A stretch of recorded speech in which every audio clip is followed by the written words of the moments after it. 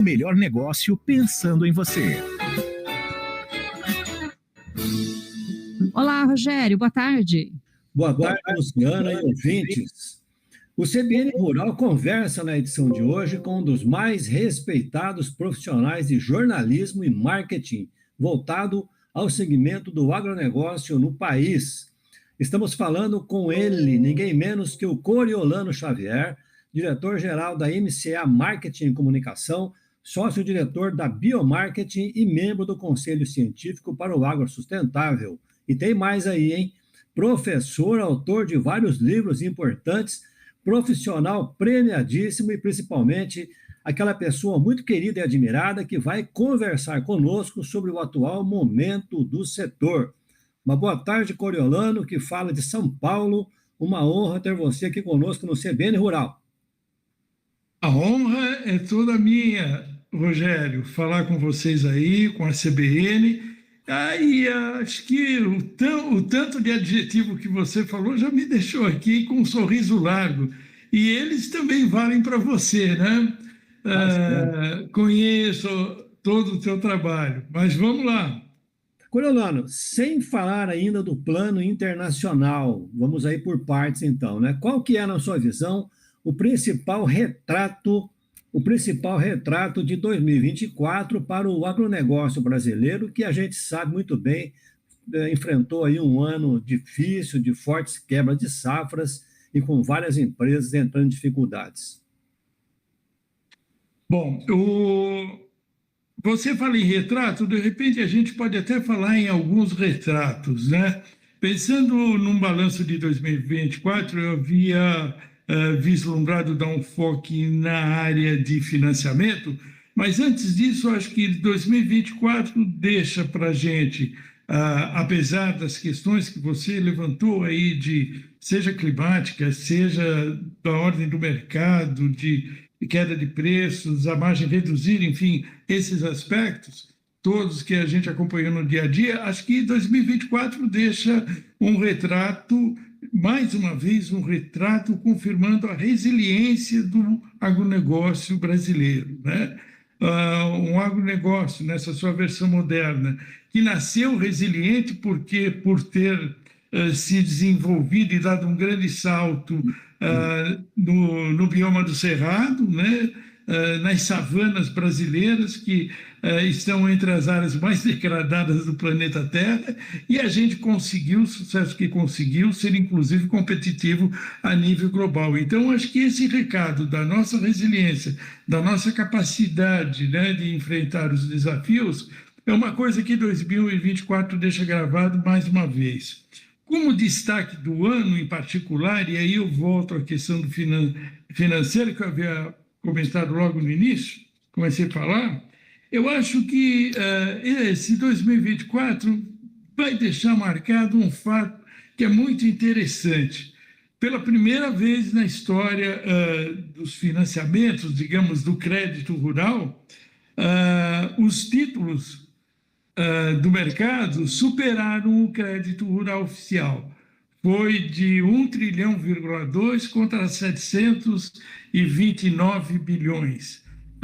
Essa conta, na verdade, mesmo que a gente tire fora a CPR, que foi o primeiro título criado lá atrás, em meados dos anos 1990, mesmo tirando isso, foi a primeira vez que os outros títulos da chamada era moderna do agro, ou seja, pós anos 2000, foi a primeira vez que eles também superaram o crédito rural oficial.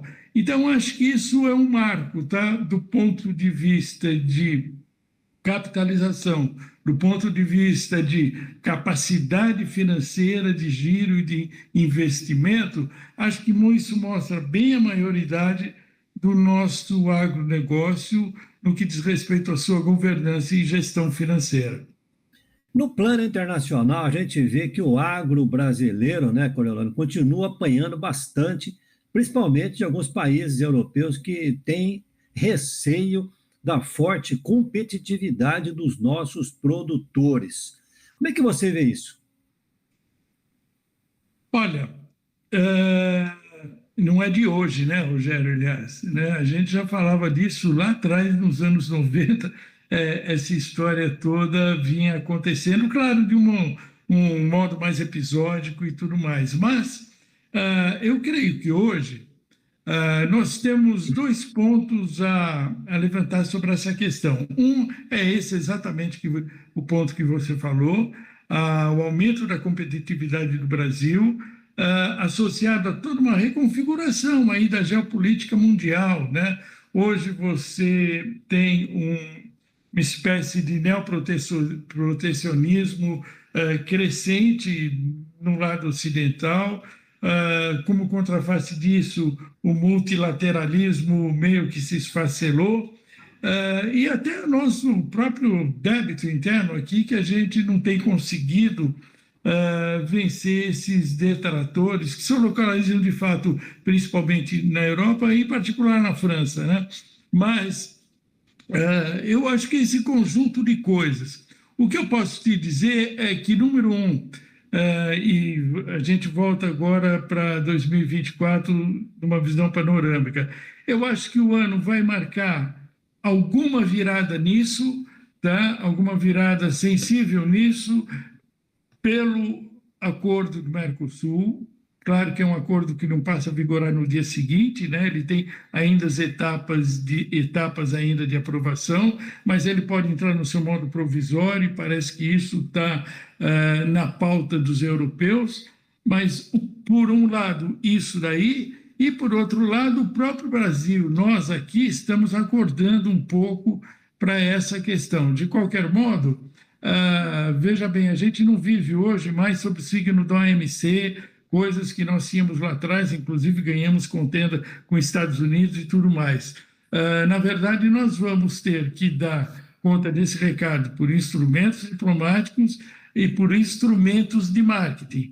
Acho que, pegando um tripé que muita gente está usando aí da área de ESG, crédito, sustentabilidade, marketing, eu acho que em crédito, aquela notícia que eu dei no início aí, né, que eu me lembrei no início, mostra a nossa maturidade no sistema de crédito, ainda que tenha muito por fazer, tá? Isso não quer dizer que chegamos à forma ideal.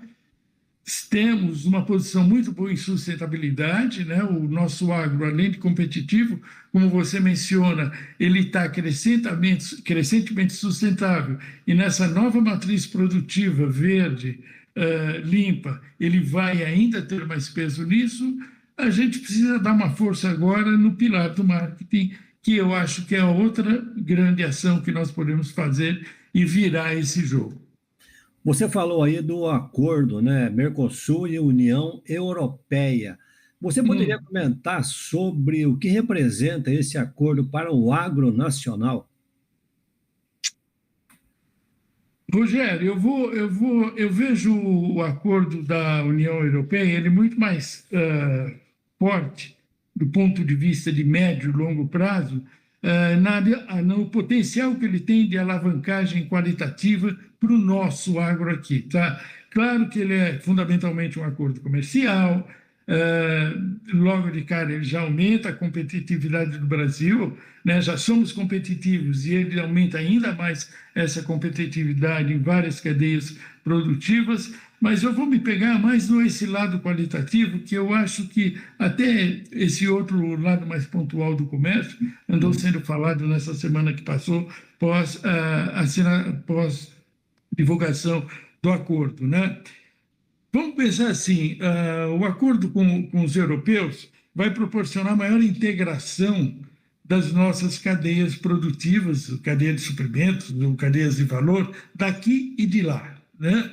Nós estamos falando no mercado de 700 milhões de pessoas, que no vetor agroalimentar é um dos mercados mais difíceis e exigentes do mundo do ponto de vista qualitativo. Nós vamos entrar nessa feira, nesse mercado, né? De um lado, só o efeito vitrine que isso vai trazer para o agro brasileiro é essencial, vai ser importante enquanto agregação de valor. Mas, mais do que isso, pode ser que seja a oportunidade que a gente tenha para se consolidar em alguns eixos, algumas linhas em particular. Por exemplo, proteína animal, café, frutas. Tem um mês, mais ou menos, um mês e meio, a Secafé fez uma ação na Suíça, junto com a Serasa Experian, apresentando uma nova visão de café certificado, de alto valor, de sabor, enfim, degustativo, etc. e tal. A nossa proteína já é reconhecida lá, é tanto que deixa irlandeses e outros pecuaristas lá da Europa de cabelo em pé. Então, eu acho que é uma grande oportunidade para a gente consolidar, do ponto de vista de imagem, de marketing, né? Não estou falando de produção, não, nesse viés de marketing, consolidar uma imagem no mercado internacional. Veja bem, nós somos excelentíssimos produtores de commodities, soja, grão, também de carnes, etc. Mas não somos reconhecidos ainda como produtores de altíssimo valor nessas áreas.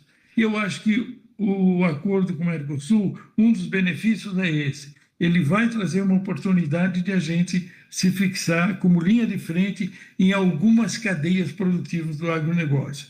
A outra coisa que eu acho tanto importante quanto mais ela é um reflexo de médio prazo, é que a gente tem muito a aprender na parte de produtos de valor agregado. A Europa, os europeus, franceses, por exemplo, Reino Unido também, mas enfim, a Europa de um modo geral, Itália, eles são muito bons em agregação de valor de produto, né?